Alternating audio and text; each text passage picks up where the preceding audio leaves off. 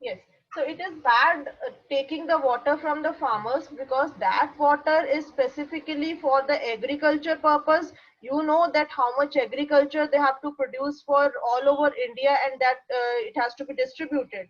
So the major responsibility on the farmers is to produce their crops. So if the private companies are taking the water from the farmers, that means they are exploiting their resources. उससे क्या होगा, because first of all कि जो गांव में होता है, rural areas, they don't have municipal water supply, तो होता नहीं है वहां पे, pipelines are not there still, and moreover that water is for the people of the village. ठीक है, जो लोग वहां पे रह रहे हैं, that water belongs to them, they have the right on that water. But if the private companies are taking the water, that means they are decreasing the groundwater table, which is not sufficient for the village people. So it is also wrong to buy the water from the farmers. It is still a challenge, but it is still done in some areas where there is serious water shortage in the city area. So then we said that Chennai is just an example. It happens, these kind of situations are faced in some other cities also. The shortage in municipal water is increasingly being filled by an expansion of private companies who are selling water for profit. So what ये private companies क्या कर रही हैं? These private companies, they are working maximally because of their profit. First of all, they will see their profit, and then they will provide the service. So in that also problems are there. If there is shortage of municipal water, first of all, agar water ki shortage hai, that means it is a sign of failure of the government. That means government is fail in performing its functions. Government is not able to work efficiently and providing, it is not able to provide water to all. So if article to life is there, in that it is the right of every person to get the access to safe drinking water, and then government is unable to do that, provide that function, that means it is a sign of failure of the government, and that is the reason for allowing the private companies to take over. फिर जो है private companies action में आती हैं, because if the government fails, if the government is not able to do the work efficiently, then they gave the job to the private companies कि हमसे नहीं हो रहा है, then you take over. So private, so that is the that is a process of privatization. Okay, privatization is being done, but this is not the solution. So what is the standard? There is one standard which is set by the Urban Water Commission. एक standard set किया है that 135 liters per day should be available to one person, that is 7 buckets. But what is the availability? Availability in slum dwellers, they are getting only 20 liters per day. It is too low. And if you compare luxury hotels, they are getting 1600 liters per day. For one person they are getting 1600 liters per day, so that is too much. So you can say there is unequal distribution of water. So if the government is giving this the function of providing the water supply in the hands of the private companies, it is not correct. It is, they say that, is it the only solution? No. Privatizing the water supply is not only the solution, because regarding this, some facts have been given. Consider the following facts. So throughout the world, water supply is a function of the government. First of all, that this comes under basic need. पानी जो है वो basic need में आता है, and basic needs have to be fulfilled by the government. It is the function of the government to provide water supply. It is not the function of the private companies. So there are very few instances of private water supply. बहुत कम instances हैं जहाँ पे private water supply है. Otherwise, mostly it is a function of the government, and it is always public water supply is there. No privatization is there. And there are areas in the world में भी ऐसे areas हैं where public water supply has achieved universal access, जहाँ पे जो cities हैं वहाँ पे universal access is achieved by the cities. So they have given a successful model of the public water supply. Example is Porto Alegre. Porto Alegre is one city in Brazil. We'll study in the next slide that what happened there. Then water supply in the hands of private companies. If the water supply goes into the hands of private companies, अगर private companies के hands में जाता है, तो what will happen? There will be rise in the price. Price में rise हो जाएगा, and that will make it unaffordable. for many people. And who are these many people? These are basically the poor people who will be who they will not be able to afford the pricey water, the costly water provided by the private companies. So usse kya hoga? That will lead to protest. So log sadko pe utar aayenge, that if they will not get water, they will lead to protest. They will come on the roads and they will do protest. And it has happened also. Example, protest in Bolivia. So Bolivia, where is Bolivia? Can anyone tell me? South America. Yes, very good. Bolivia is in South South America. America. Yes. So it has happened there that government ने क्या कर दिया था, water supply को private companies को दे दिया, and that led to rise in the price. So that happened that many were not able to afford the pricey water, so that led to protest. Okay, so within India there are cases of success in government water departments also. कि with in India की अगर हम बात करें, so there are cases of success कि government ने भी successful model, state governments ने सक्सेसफुल मॉडल प्रेजेंट किए हैं. For example water supply department in Mumbai, efforts in Hyderabad government, in Chennai also rainwater harvesting is done. That is also a good option for, to provide the water. And moreover, it is not only that these government, if any time they are not able to provide sufficient water, then they never gave the whole sole right to the private companies. पूरा का पूरी responsibility private companies को नहीं देते हैं. What they do, they sign contracts with the private companies. Private companies के साथ contract sign कर लेते हैं, and they fix the prices. Government fix the price which has to be taken from the people, and they are signing the contract. For example 2 या 3 months का contract sign कर लिया इन्होंने प्राइवेट कंपनी के साथ, and then they are telling them to provide water, but that companies are working under government only. So that is called contract basis work. Okay, so these kind of things can be done. So that only privatization is not the solution. Other things are there, and many have given successful models also. We have seen so many facts. And the so this has happened in Porto Alegre also. We are studying that successful model has been presented by some cities all over the world. We have come to know, हमने देखा है कि कुछ cities ने बहुत अच्छा काम किया, government ने वहाँ पे water departments ने. So one of the example is Porto Alegre. Porto Alegre is a city in Brazil. So what has happened there? So though there are many poor people, Porto Alegre में जो city है Brazil में, there are many poor people. What is remarkable? But what is remarkable there, that it has a far lower number of infant deaths as compared to most other cities of the world. So infant deaths कब होती हैं? I told you, when contaminated water is drunk by the people. So that affects mostly the children, because the children have weak immune system. So if they drink contaminated water, that will lead to other waterborne diseases also. But here in Porto Alegre, though people are poor, but still the infant death rate is much lower than that of other cities in the world. So what is the reason behind that?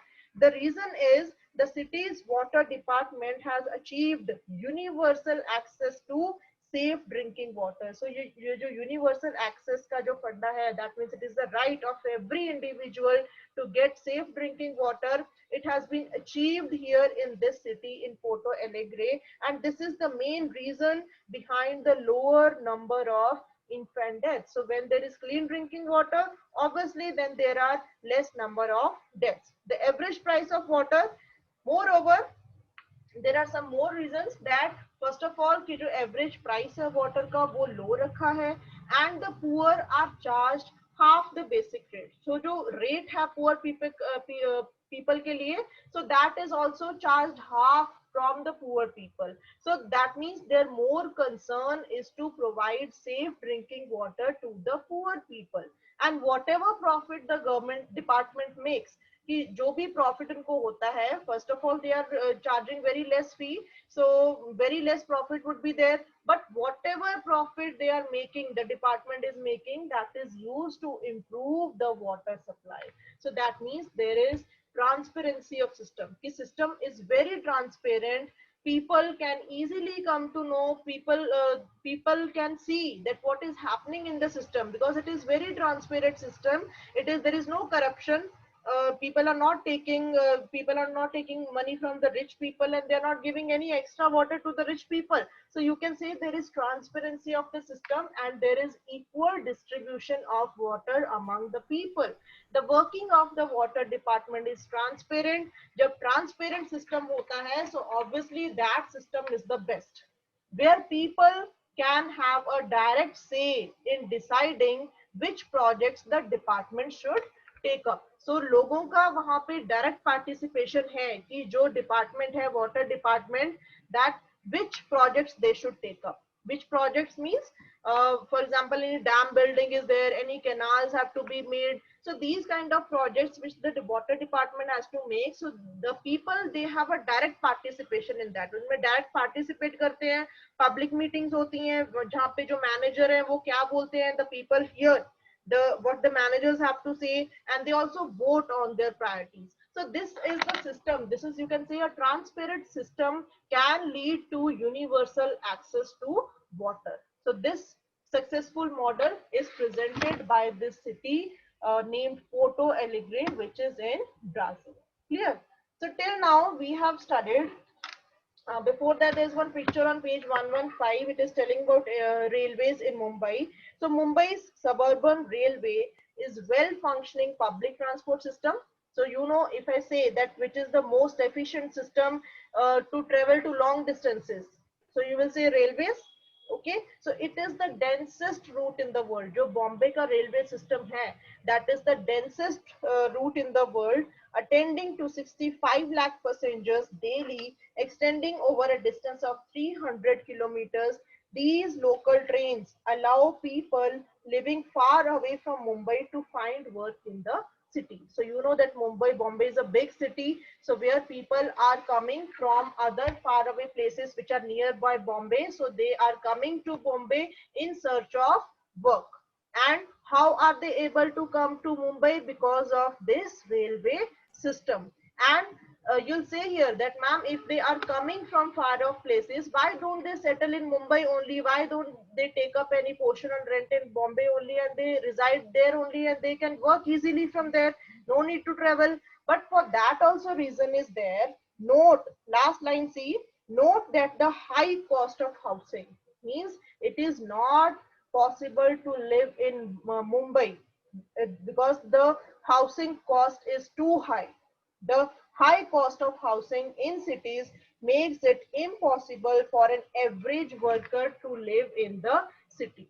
So ऐसी cities में रहना is very costly, and how can average people can afford?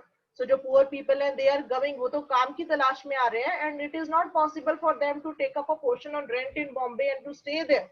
So for that, this railway system is a boon for them. So at least they are able to come from the far off places to work in these kind of cities. Clear? Then next is extending sanitation facilities. So till now, अभी तक हमने क्या पढ़ा? Till now we have studied about water. Okay, हमने water supply के बारे में पढ़ा that there is first of all there is shortage of water in different areas. We studied कि चेन्नई की different areas में कैसी water supply है, and there is unequal distribution of water. We talked about government budget also. So now there's one more thing which we have to study. Okay, so extending sanitation facilities. What do you mean by sanitation? Can anyone tell me what is sanitation? What do you mean by sanitation? क्या मतलब है sanitation का? Yes, Shaurya. Ma'am, can I tell? Arpit? And my public facility given to Yes, Ma'am, in which the cleanliness of drinking water. ma'am, sanitation is the provision of facilities for the safe disposal of human urine and feces. It is done by constructing toilets and pipes to carry the sewerage and treatment of the wastewater. It is necessary to avoid contamination. Very good, very good. Yes. So under sanitation, the clean drinking water, the access to clean drinking water also comes under sanitation only. So that we have studied. But now another part is the disposal of the human waste.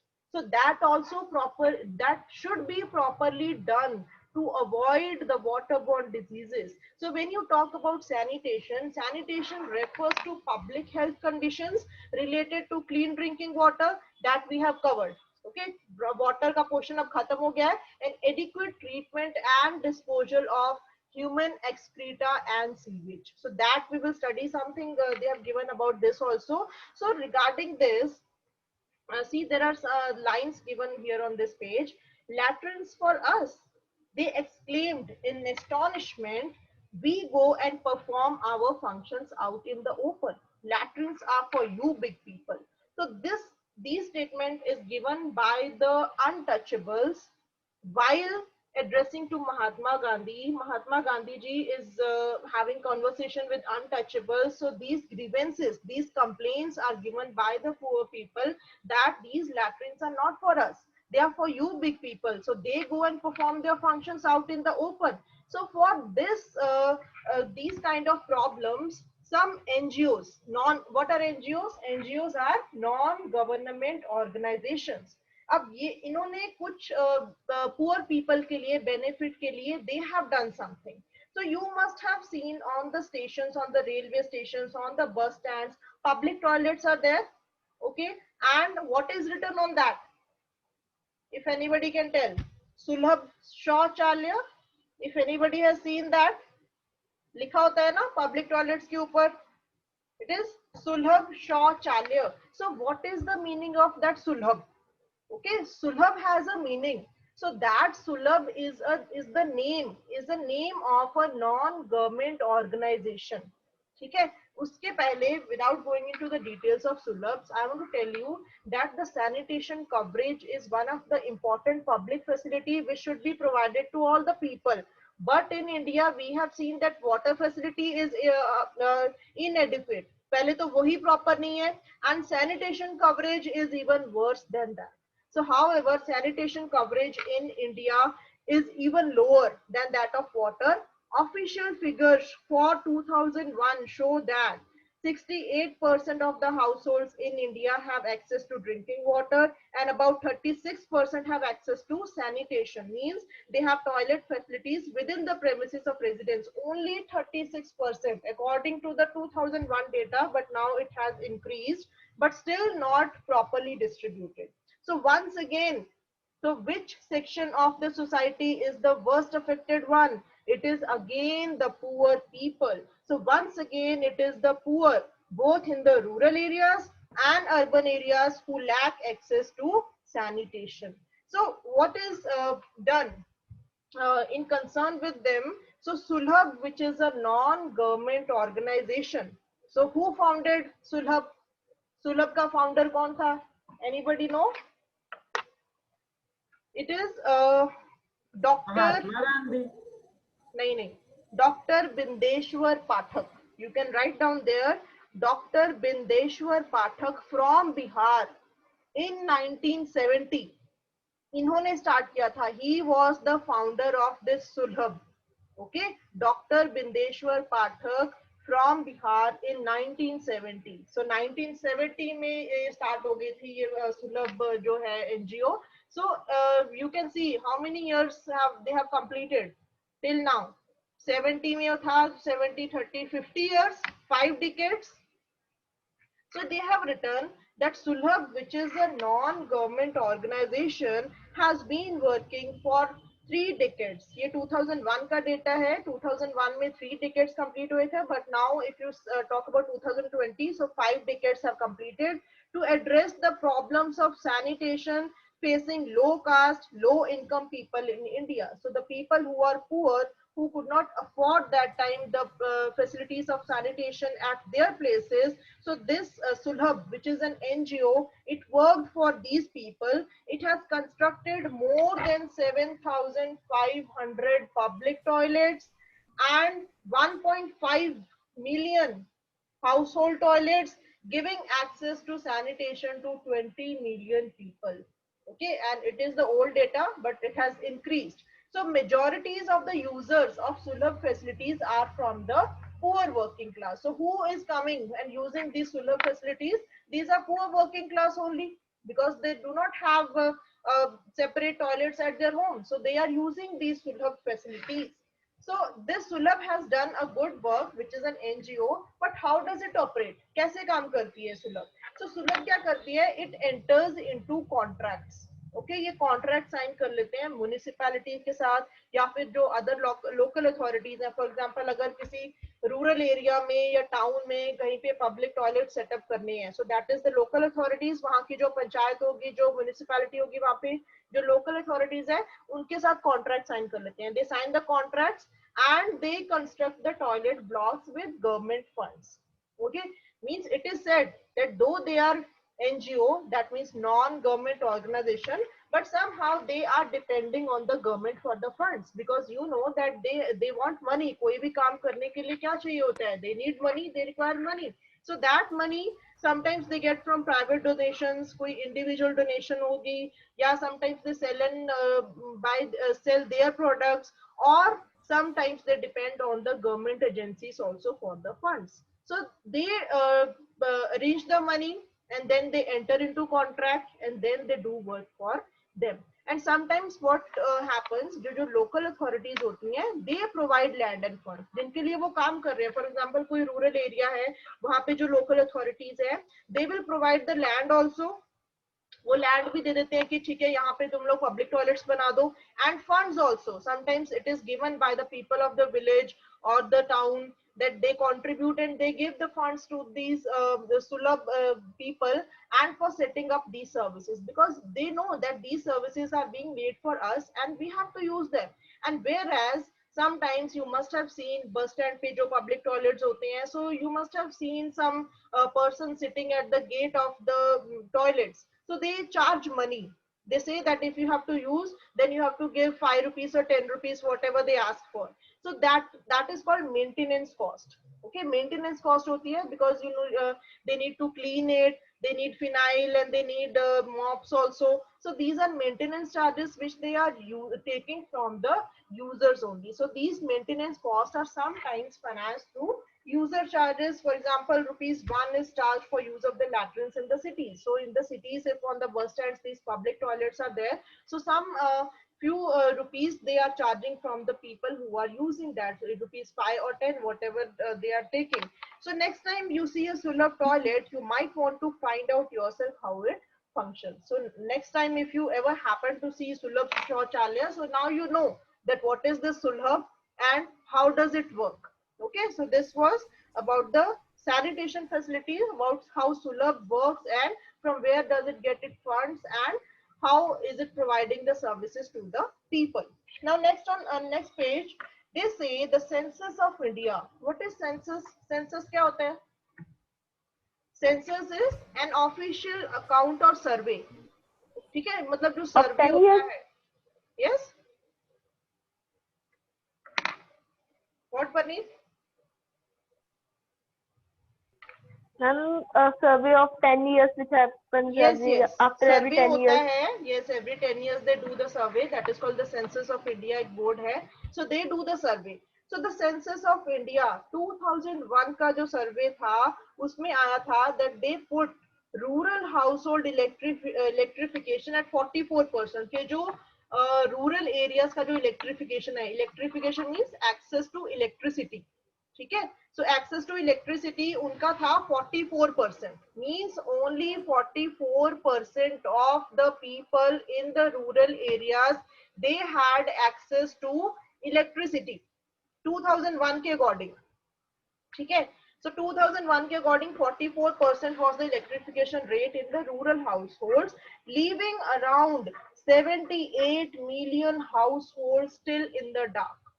कुछ ऐसी अभी कुछ क्या बहुत सारी many people are still facing that they don't have electricity at their houses. So it is of 2001 का data था. So what is the situation in 2020? Can you tell me what is the electrification rate in 2020? Can you say that India is 100% electrified? मतलब कि पूरे India में every area, each village, all the areas are getting access to electricity. Can you say that? Can you say that India is 100% electrified now? What do you say? What is your say on this? No. No, ma'am. Okay. Yes. So if you say that officially PM Modi has claimed, उन्होंने claim किया है that India is 100% electrified. But if you go into the research, अगर आप search करोगे इस चीजों पे, then you will come to know that there are people, there are families, and there are some areas जहाँ पे, yes. Ma'am, 82% of the population get electricity in India. Yes, so you can say that still people are there जहाँ पे meters तो हैं but there is no electricity. Meter लगा के चले गए हैं but electricity का कोई है नहीं. So do you call that it is electrified? How can you count that area when that area, that the people, they are not availing that facility of electricity? You cannot count them under the electrification part. Okay ऐसे थोड़ी कि metre hang कर दो, हाँ भाई ठीक है इसको मीटर लगा दिया घर पे, इलेक्ट्रिसिटी तो दो ना उनको. So that then only they will be counted as electrified. So we cannot say that India is 100% electrified. Still 15 million people are there.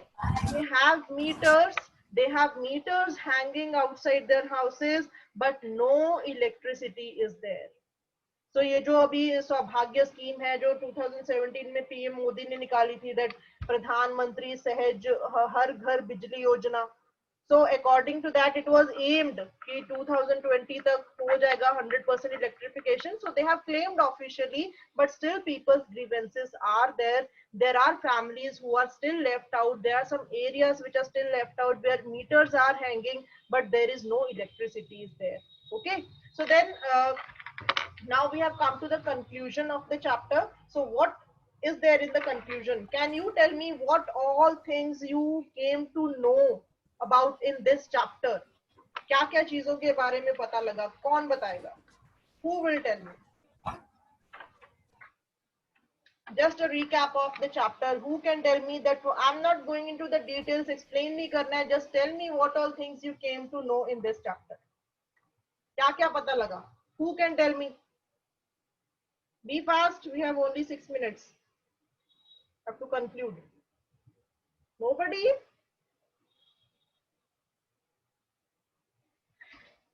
That means nobody understood the chapter means, है ना? चलो, anyways. Ma'am, we read. Yes, Ishita, yes, good. Ma'am, we read about the public facilities, how government provide public facilities, and is it available to all, whether rich or poor, who is suffering, and who is suffering the most. We came to know about government budget. Budget के बारे में पता लगा that what is government budget. We came to know about different types of taxes के बारे में पता लगा. Okay. Then you came to know that taking the water from the farmers is also not good. That is exploitation of the resources. Okay. Then you came to know about some alternatives which can be done. You came to know that privatization is not only the solution.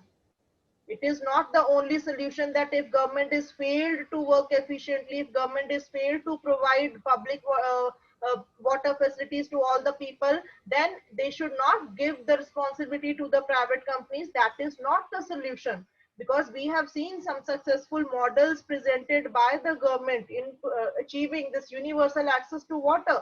So this is not the solution. We should look for some other alternatives also. And we have studied some facts also in which there are successful models presented by the people, by the governments. Then we came to know that government can work on contracts also with these private companies if they want to improve. Okay, but it depends whether they want to improve or not. Then we came to know about Sulabh, that is an NGO which is working for the betterment of the people, for providing sanitation facilities to the poor people. Then we came to know about electrification.